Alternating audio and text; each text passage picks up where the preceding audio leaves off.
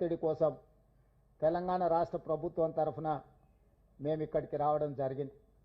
రేపు ఉదయం శ్రీ మల్లికార్జున్ ఖర్గే గారిని, శ్రీ రాహుల్ గాంధీ గారిని కలిసి మేము తెలంగాణ రాష్ట్ర ప్రభుత్వం తీసుకున్న నిర్ణయాలు, చేపట్టిన సర్వేకి సంబంధించిన అంశాలను వివరించడమే కాకుండా కేంద్ర ప్రభుత్వం మీద, భారతీయ జనతా పార్టీ మీద ఒత్తిడి తీసుకొచ్చి కేంద్ర ప్రభుత్వం మెడలు వంచైనా సరే ఎడ్యుకేషన్, ఎంప్లాయ్మెంట్లో 42% రిజర్వేషన్, స్థానిక సంస్థల ఎన్నికల్లో 42% రిజర్వేషన్ సాధించడానికి సహకరించి మా తరఫున నిలబడి ఇండియా కూటమి అలయన్స్లో ఉండే వివిధ రాజకీయ పక్షాలను కూడా సమన్వయం చేసుకొని తెలంగాణ రాష్ట్రంలో బలహీన వర్గాలకు న్యాయం చెయ్యాలి అని చెప్పి విజ్ఞప్తి చేయడానికి ఢిల్లీకి రావడం జరిగింది.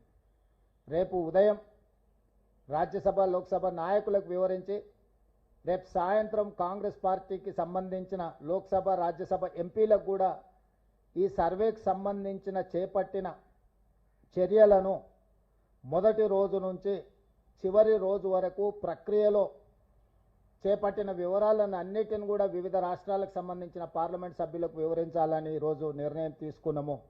తద్వారా 2026 సంవత్సరంలో కేంద్ర ప్రభుత్వం చేపట్టబోయే జనగణనలో కులగణనను చేర్చాలి.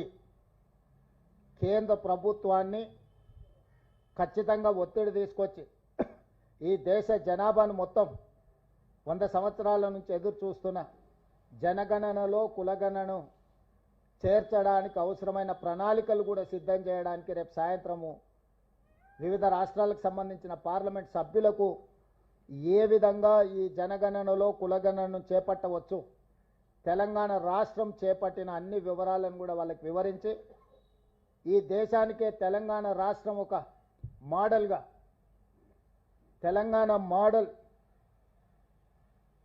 Socio economic, education, employment, political and caste survey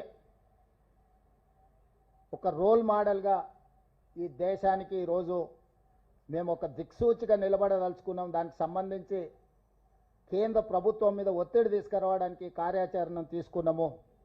అందుకే ఈరోజు 30 రోజుల్లో హైకోర్టు ఆదేశాల మేరకు స్థానిక సంస్థల రిజర్వేషన్లను నిర్ణయించి 90 రోజుల్లో సెప్టెంబర్ 30 తారీఖు లోపల జిల్లా పరిషత్, ఎంపీటీసీ, సర్పంచుల యొక్క ఎన్నికలు నిర్వహించాలని తెలంగాణ రాష్ట్ర ప్రభుత్వం కృతనిశ్చయంతో ఉంది.